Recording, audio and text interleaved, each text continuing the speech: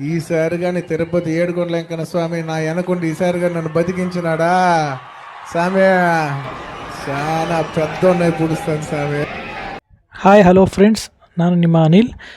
ಇವತ್ತು ಫ್ರೆಂಡ್ಸ್ ನಾವು ತಿರುಪತಿಗೆ ವಿಸಿಟ್ ಮಾಡಲಿಕ್ಕೆ ಅಂತೇಳಿ ತಿರುಪತಿಗೆ ಬಂದಿದ್ವಿ. ನಮ್ಮ ಫ್ಯಾಮಿಲಿ ಮತ್ತು ನಮ್ಮ ಸಿಸ್ಟರ್ ಅವರ ಹಸ್ಬೆಂಡು ಮತ್ತು ನಮ್ಮ ಸಿಸ್ಟರ್ ಎಲ್ಲ ಸೇರಿ ತಿರುಪತಿಗೆ ಹೋಗೋಣ ಅಂತೇಳಿ ಇವತ್ತು ತಿರುಪತಿನ ರೀಚ್ ಆಗಿದ್ದೀವಿ. ಸೊ ಈಗ ನೀವು ನೋಡ್ತಾ ಇದ್ದೀರಲ್ಲ, ಇದು ನಾವು ತಿರುಪತಿಲಿ ರೂಮ್ ಮಾಡಿರ್ತಕ್ಕಂಥದ್ದು ತಿರುಪತಿ ಬೆಟ್ಟದ ಮೇಲೆ. ಸೊ ಈಗ ನೆಕ್ಸ್ಟ್ ನಾವು ತಿರುಪತಿ ಅಲ್ಲಿ ಸ್ವಲ್ಪ ಹೊತ್ತು ರೆಸ್ಟ್ ಮಾಡಿ ಅದಾದಮೇಲೆ ನಾವು ದೇವರ ದರ್ಶನಕ್ಕೆ ಅಂತೇಳಿ ಇನ್ನೊಂದು 10 ಮಿನಿಟ್ಸಲ್ಲಿ ನಾವು ಹೊರಡಬೇಕು. ಹಾಗಾಗಿ ಎಲ್ಲ ಫ್ರೆಶ್ ಅಪ್ ಆಗಲಿಕ್ಕೆ ರೆಡಿ ಆಗ್ತಿದ್ದಾರೆ. ಸೊ ಫ್ರೆಶ್ ಅಪ್ ಆಗಿ ನೆಕ್ಸ್ಟ್ ಈಗ ದೇವ್ರ ದರ್ಶನಕ್ಕೆ ಹೋಗೋಣ.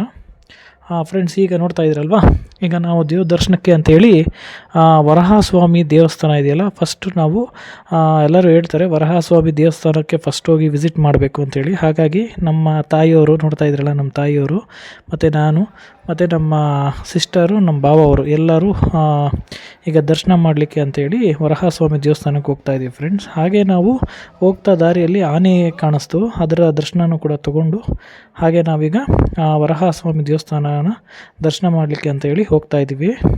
ಸೊ ನಮಗೆ ಆ್ಯಕ್ಚುಲಿ ಬಂದು ವರಹಸ್ವಾಮಿ ದರ್ಶನ ಆದಮೇಲೆ ನಮಗೆ ಆ್ಯಕ್ಚುಲಿ 300 ರೂಪಾಯಿ ದರ್ಶನದ ಟಿಕೆಟು ನಮಗೆ ಸಿಗಲಿಲ್ಲ.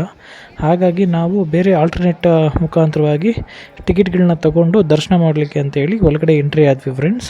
ಸೊ ಇದು ನೋಡ್ತಾ ಇದ್ರಲ್ಲ, ಇದು ಒಳಗಡೆ ಎಂಟ್ರಿ ಆಗ್ತಿರ್ತಕ್ಕಂಥ ಪ್ಲೇಸು.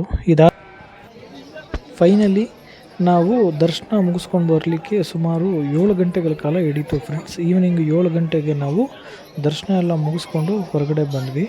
ಸೊ ಅದಾದ ನಂತರ ಹೊರಗಡೆ ಈ ಒಂದು ಗರ್ಭಗುಡಿ ನಿಮಗೆ ಕಾಣುತ್ತೆ ನೋಡಿ.